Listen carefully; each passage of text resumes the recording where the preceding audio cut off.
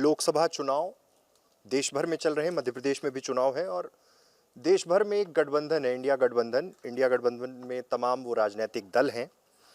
Rewa Lok Sabha seat में हैं हम इस वक्त और रीवा लोकसभा सीट में इंडिया गठबंधन के संयोजक हैं आम आदमी पार्टी के पूर्व संभागीय अध्यक्ष अमित सिंह।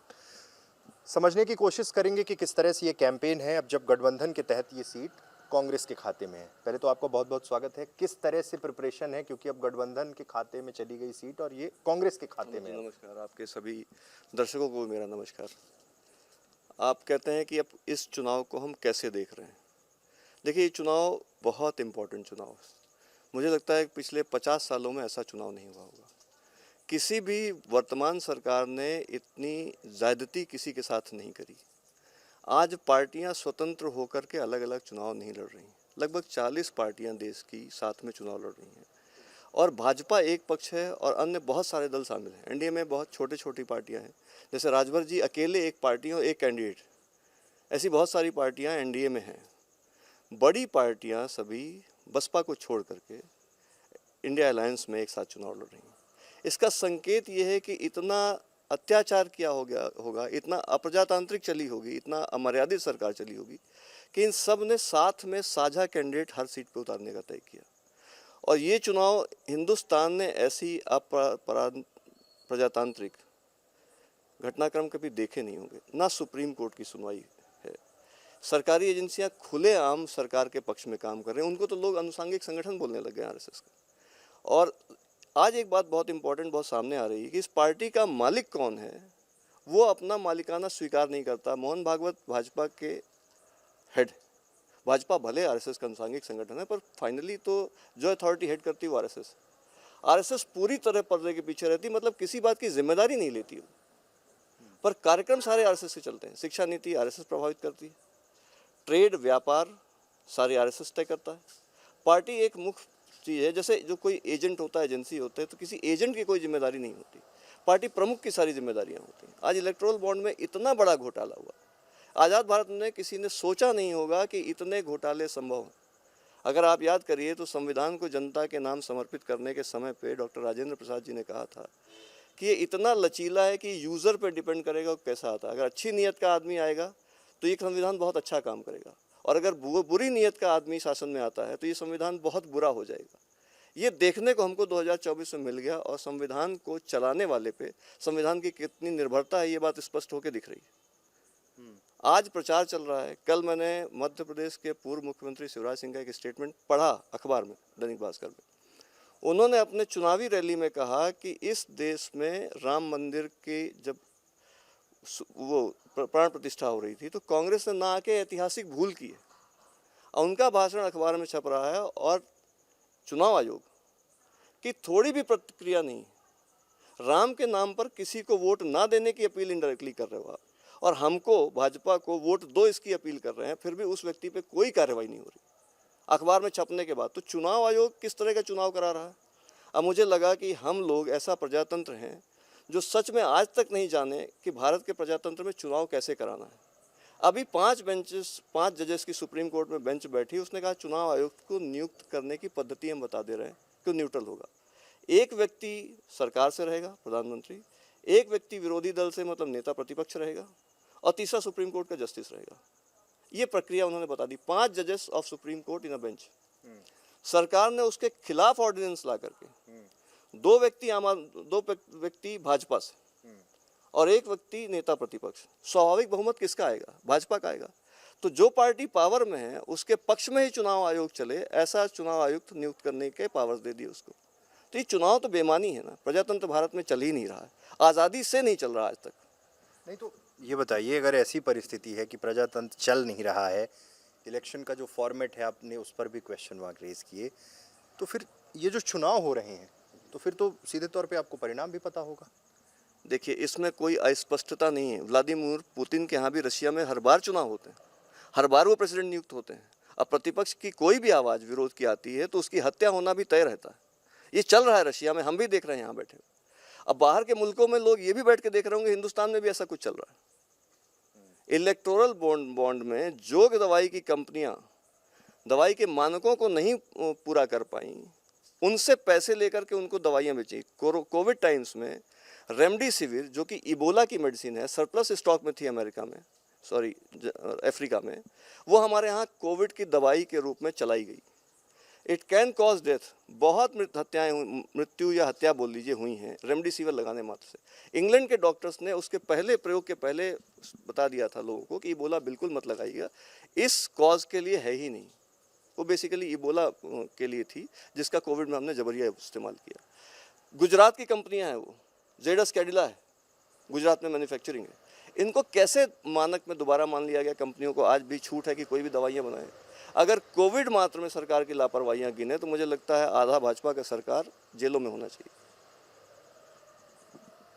चुनाव अब शुरू हो गए हैं, अलग अलग राज्यों में गठबंधन है, यहाँ पर भी आप लोग इंडिया गठबंधन की बात कर रहे हैं, अलग अलग राजनीतिक दल। इसके पहले मध्य प्रदेश का विधानसभा चुनाव आप लोग लड़ चुके हैं, स्थिति पार्टी की अच्छी नहीं हुई, मुख्यमंत्री ही जेल में है, अब पार्टी के कई लीडर्स जेल में हैं, अब कांग्रेस के साथ आ गए हैं। क्यों इतनी बड़ी ज़रूरत पड़ गई कि अब चलो, अब जिनके खिलाफ लड़े अब उन्हीं के साथ खड़े हो जाते हैं? देखिए, ये चीज़ मैंने एक बार पहले भी कही कि जब आपका प्रजातांत्रिक सेटअप ही हाशिए पे है, खतरे पे है, लोकतंत्र रहेगा तो दल रहेंगे, तो दलीय विचारधाराएं रहेंगे और लड़ाई होगी। जब लोकतंत्र पे खतरा आएगा तो फिर पॉलिटिकल पार्टीज़ का अलग अलग रहने का कोई मतलब नहीं।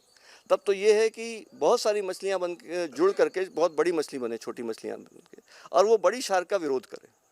तो प्रजातंत्र के हाशिए पे आ जाने से ये चेंज हुआ कि सबने कहा पहले प्रजातंत्र तो बचे, तब तो राजनीति होगी, तब तो विचारधारा होगी। प्रजातंत्र जब हाशिए पे है तो कोई विचारधारा कैसे बन सकती है? दल इंडिपेंडेंट कैसे चुनाव लड़ सकते हैं? आज भाजपा भारत के संविधान पे खतरा बन करके आई है और किसी को समझ भी नहीं है कैसे कानून बनाए जाते हैं। आप देखिए ना, भाजपा की चॉइसेस देखिए, मनोज तिवारी को कैंडिडेट बनाते हैं, कंगना रनौत को मंडी जैसी जगह से कैंडिडेट बनाते हैं, स्मृति ईरानी जी को बनाया, ह्यूमन रिसोर्स मिनिस्टर बनाया, एजुकेशन सारा उनके ऊपर था। इनकी चॉइसेस ऑफ पीपल, ये मेरिट पे लोगों को चुनना नहीं चाहते, ये सोचते हैं हम जो चलाना चाहेंगे हम वो चलाएंगे।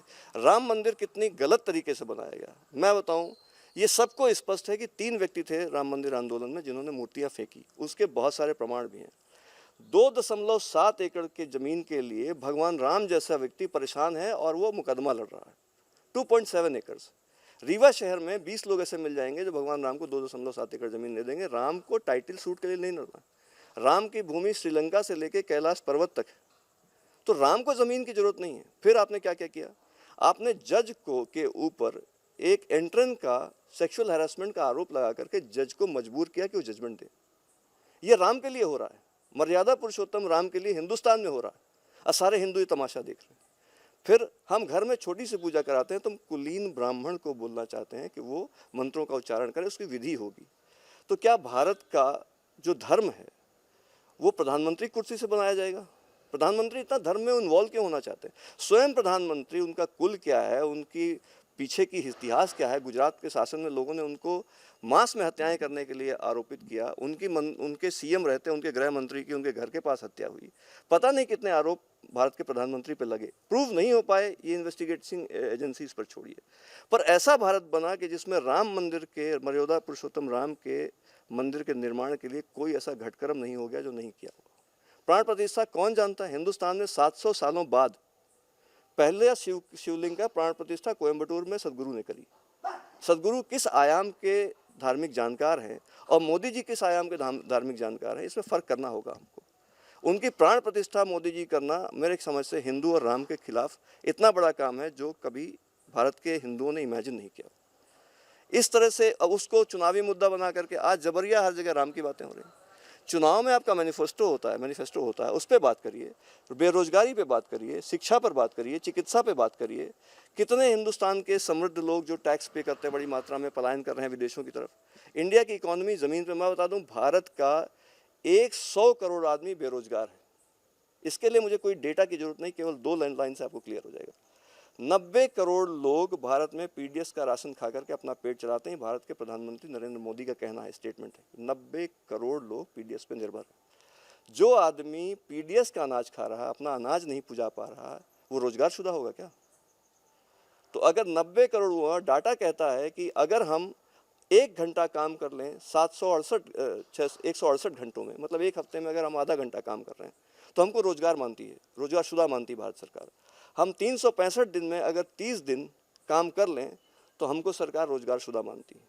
क्या आप सहमत हैं इस बात से कि इस एक महीने में, एक साल में 30 दिन काम करने वाला आदमी रोजगारशुदा है? क्या आप अपना घर चला सकते हैं 30 दिन की मेहनत में साल भर में?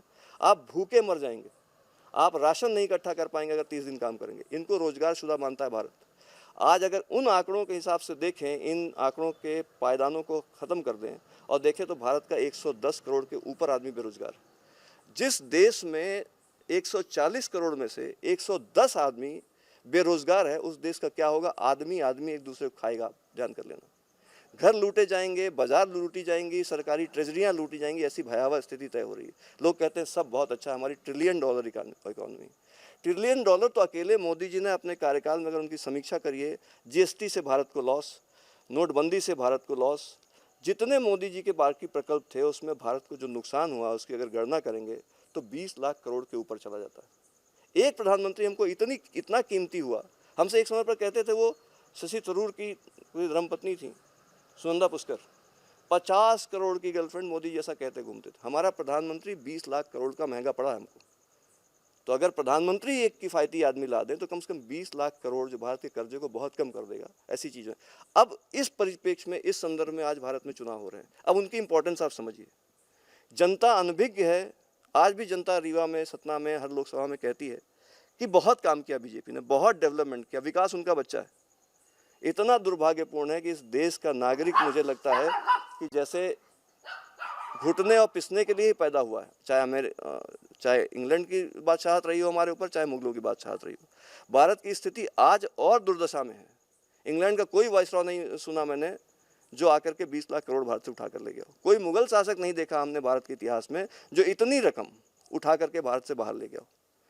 आज हिंदुस्तान का वर्स्ट लीडर, जो देश का मुखिया है, worst in history of around 900 years क्या मिला होगा। इस शासन के खिलाफ हम लामबंद ना हो तो हम क्या करें? इसलिए हम लामबंद हैं, एक साथ एक मुश्त ताकत लगा रहे हैं।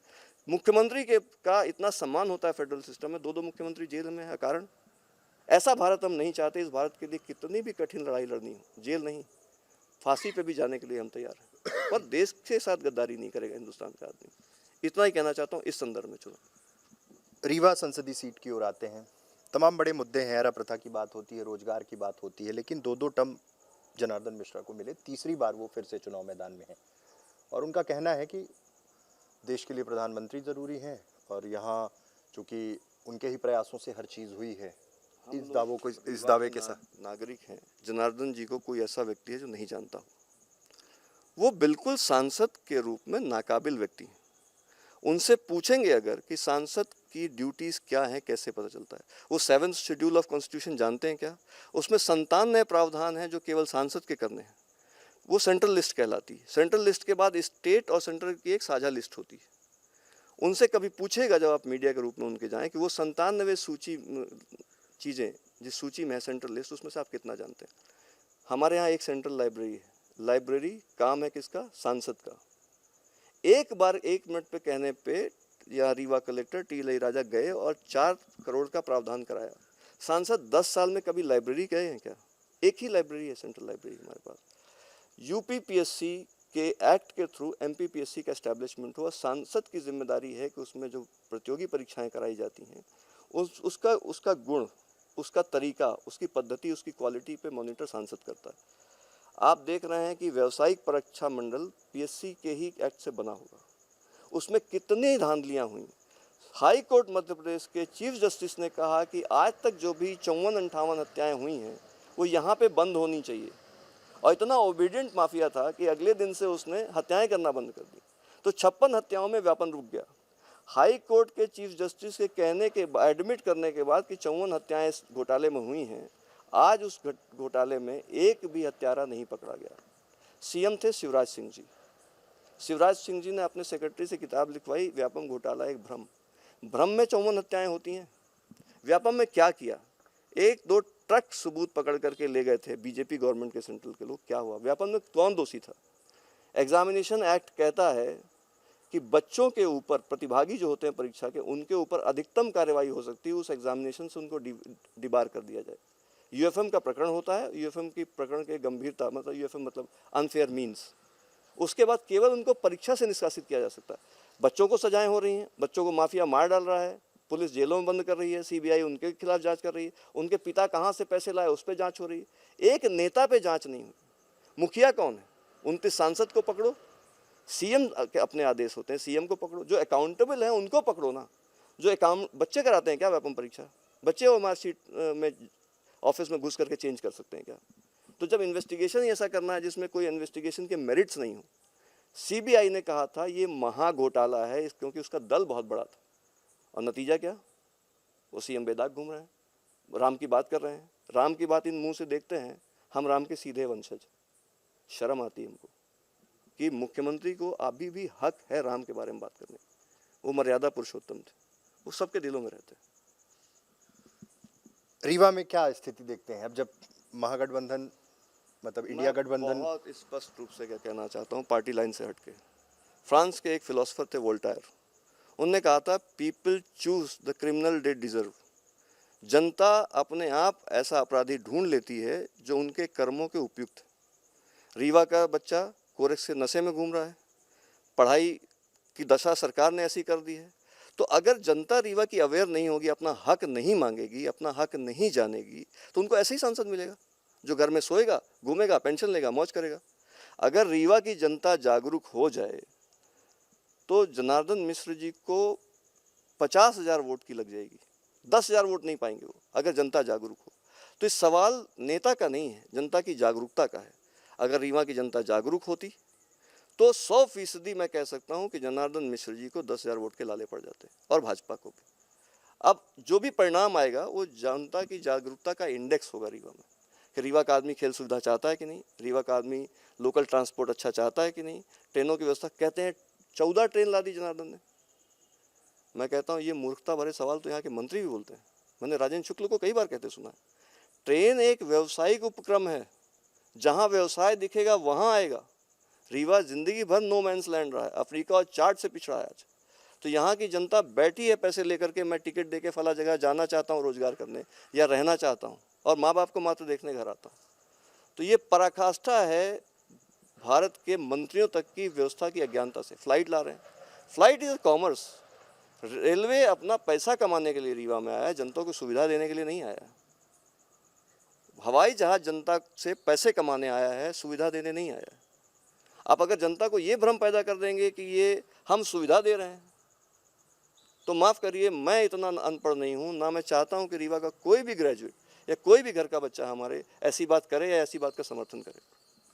एक आखिरी सवाल अंत में जल्दी से बताइए, इंडिया गठबंधन चुनौती दे पाएगा इस चुनाव में कि नहीं?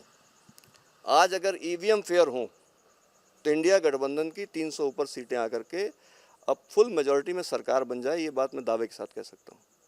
रीवा की सीट को लेकर आश्वस्त हैं? नहीं, मैं काफ़ी हद तक आश्वस्त हूँ कि जनार्दन मिश्र जी एक मजबूत चुनाव नहीं लड़ पा रहे हैं। जनता उनको रिस्पांस नहीं दे रही है। कांग्रेस का कैंडिडेट पहली बात तो महिला है, 100 में महिला है, और वो परिवार कड़ी मेहनत के लिए जाना जाता है रीवा में। बहुत सारी बातें होंगी, मैं उन पे नहीं जाता, बिकॉज मैं नेगेटिव नहीं देखता, पॉजिटिव्स देखता हूँ। तो नीलम मिश्रा व्यक्तिगत रूप से जनार्दन से बेहतर सांसद साबित होंगी। महिला संवेदनशील होती हैं, एटलीस्ट 50% महिलाओं की भागीदारी रीवा के लोकतंत्र में अभी कभी रही ही नहीं। तो एक मौका तो मिलना चाहिए महिलाओं को अपना प्रतिनिधि लेकर के काम करें, और बहुत बेटर है वो, पीपल विल सपोर्ट है।